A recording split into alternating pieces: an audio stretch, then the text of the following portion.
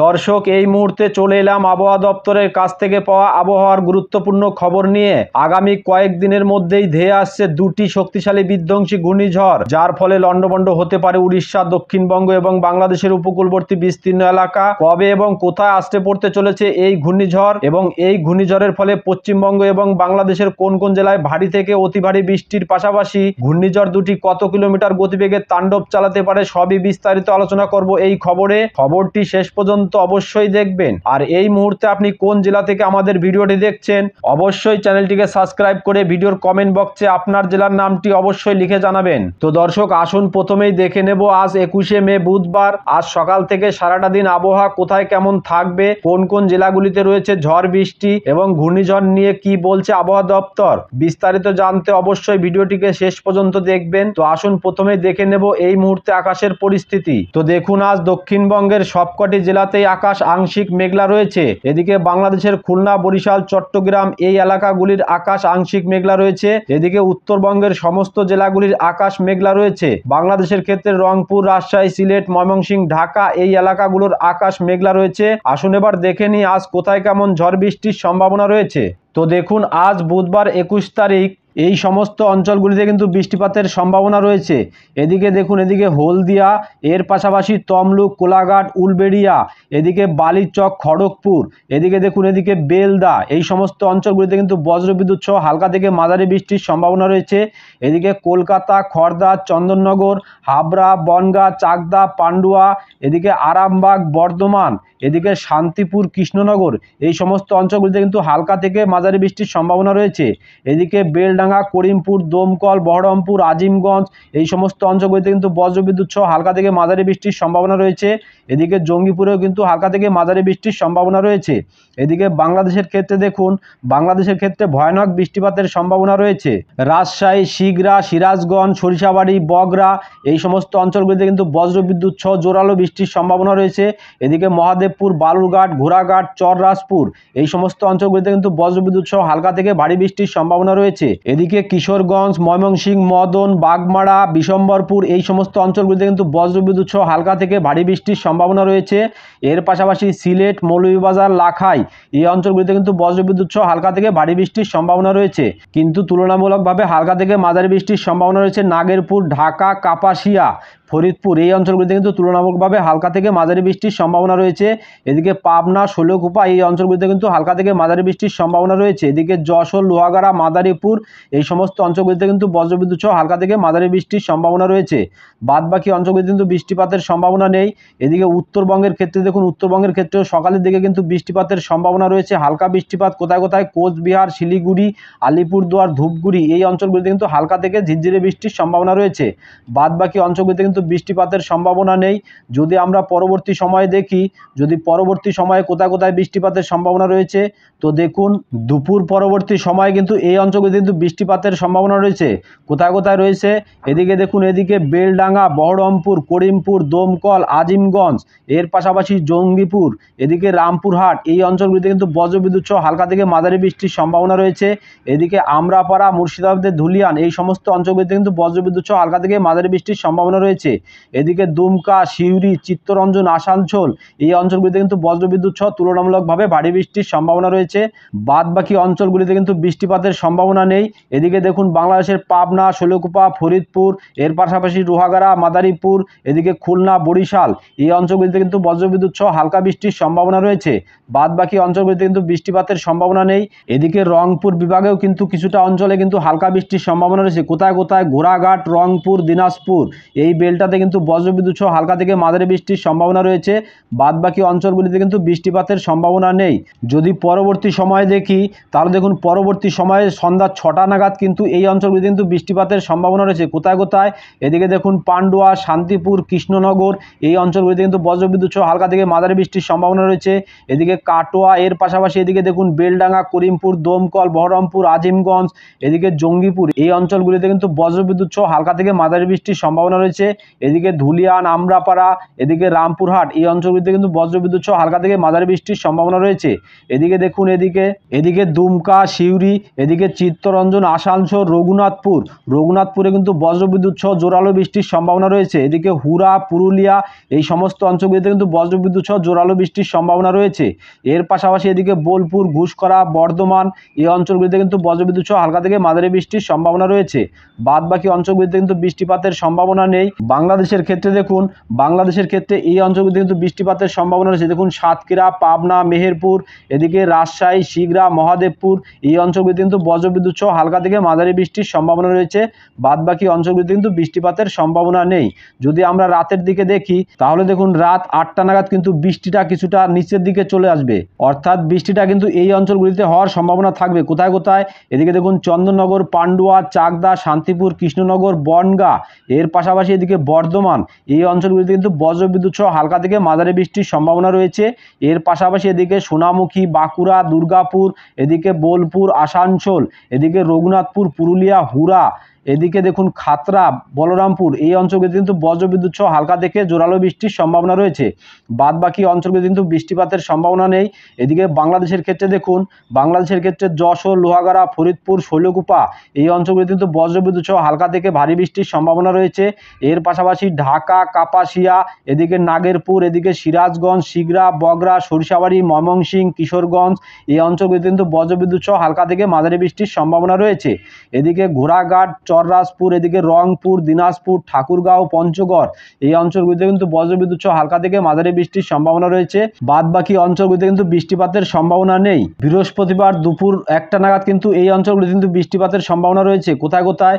এদিকে দেখুন জয়নগর, মাজিলপুর, গোসাবা, হলদিয়া, এদিকে নামখানা, হলদিবাড়ি, ফেসারগঞ্জ এই সমস্ত অঞ্চলগুলিতে কিন্তু বজ্রবিদ্যুৎ সহ হালকা থেকে মাঝারি বৃষ্টির সম্ভাবনা রয়েছে, কিন্তু তুলনামূলকভাবে ভারী বৃষ্টির সম্ভাবনা রয়েছে বারুইপুর, কলকাতা, উলবেড়িয়া, কোলাঘাট, তমলুক, এর পাশাপাশি খড়দা, চন্দননগর, হাবড়া, এদিকে বনগাঁ, চাকদা, পান্ডুয়া, শান্তিপুর, কৃষ্ণনগর এই অঞ্চলগুলিতে কিন্তু বজ্রবিদ্যুৎ সহ জোরালো বৃষ্টির সম্ভাবনা রয়েছে।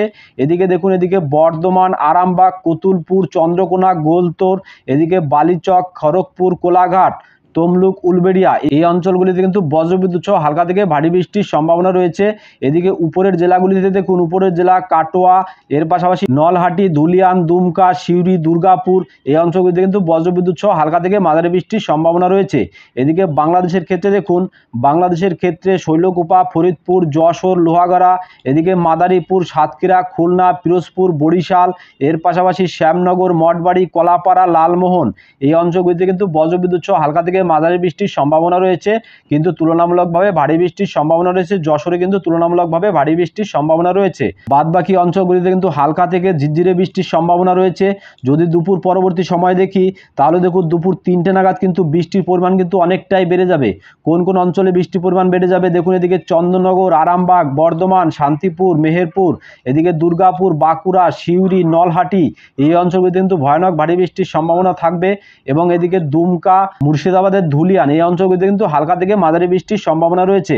বাদ বাকি অঞ্চলগুলিতে কিন্তু বৃষ্টিপাতের সম্ভাবনা নেই। যদি দুপুর পরবর্তী সময় দেখি তাহলে দেখুন 5টার সময় বৃষ্টিটা আরও কিছুটা উপরের দিকে চলে যাবে। কোথায় কোথায় চলে যাবে দেখুন, এদিকে কাটোয়া, সিউড়ি, দুর্গাপুর, এদিকে নলহাটি, ধুলিয়ান, দুমকা এই অঞ্চলগুলিতে কিন্তু বজ্রবিদ্যুৎ সহ হালকা থেকে জোরালো বৃষ্টির সম্ভাবনা রয়েছে। এদিকে মালদা, উত্তর দিনাজপুর, দক্ষিণ দিনাজপুর এই অঞ্চলগুলিতে কিন্তু বজ্রবিদ্যুৎ সহ হালকা থেকে ভারী বৃষ্টির সম্ভাবনা রয়েছে। বাংলাদেশের ক্ষেত্রে দেখুন, বাংলাদেশের ক্ষেত্রে মহাদেবপুর, রাজশাহী, এদিকে বগরা, শিগরা, সিরাজগঞ্জ, পাবনা, নাগেরপুর, শৈলকুপা, এর পাশাপাশি এদিকে ফরিদপুর, ঢাকা, নাগেরপুর, কাপাসিয়া এই অঞ্চলগুলিতে কিন্তু বজ্রবিদ্যুৎ সহ হালকা থেকে মাঝারি বৃষ্টির সম্ভাবনা রয়েছে, কিন্তু তুলনামূলকভাবে ভারী বৃষ্টির সম্ভাবনা রয়েছে রাজশাহী, শিগরা, বগরা, মহাদেবপুর, বালুরঘাট এই অঞ্চলগুলিতে কিন্তু তুলনামূলকভাবে ভারী বৃষ্টির সম্ভাবনা রয়েছে। যদি আমরা দুপুর পরবর্তী সময়ে গিয়ে বিকালের দিকে দেখি বা সন্ধ্যা টাইমে দেখি তাহলে দেখুন সন্ধ্যা 7টা নাগাদ কিন্তু উপরের জেলাগুলিতে কিন্তু বৃষ্টির পরিমাণ বেড়ে যাবে, অর্থাৎ উত্তরবঙ্গে কিন্তু বৃষ্টির পরিমাণ বেড়ে যাবে। কোথায় কোথায়? মালদা, উত্তর দিনাজপুর, দক্ষিণ দিনাজপুর, এদিকে দেখুন করণদিঘি, কিশোরগঞ্জ এই অঞ্চলগুলিতে কিন্তু বজ্রবিদ্যুৎ সহ হালকা থেকে ভারী বৃষ্টির সম্ভাবনা থাকবে।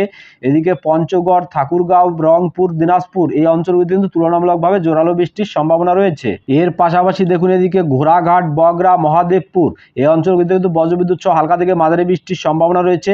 বাদ বাকি অঞ্চলগুলিতে কিন্তু বৃষ্টিপাতের সম্ভাবনা নেই। যদি আমরা রাতের দিকে দেখি তাহলে দেখুন রাত 8টা বা 10টা নাগাদ দক্ষিণবঙ্গে বৃষ্টির পরিমাণ কমে যাবে। এদিকে খুলনা, বরিশাল, কুমিল্লা, ঢাকা, বাংলাদেশের ক্ষেত্রেও কিন্তু সমগ্র বাংলাদেশে কিন্তু বৃষ্টির পরিমাণ অনেকটাই কমে যাবে। আগামী শুক্রবার সকালের দিকে কিন্তু বৃষ্টি হওয়ার সম্ভাবনা নেই, কিন্তু এদিকে উত্তরবঙ্গের ক্ষেত্রে দেখুন মালদা, উত্তর দিনাজপুর, দক্ষিণ দিনাজপুর এই অঞ্চলগুলিতে কিন্তু বজ্রবিদ্যুৎ সহ হালকা থেকে মাঝারি বৃষ্টির সম্ভাবনা থাকবে।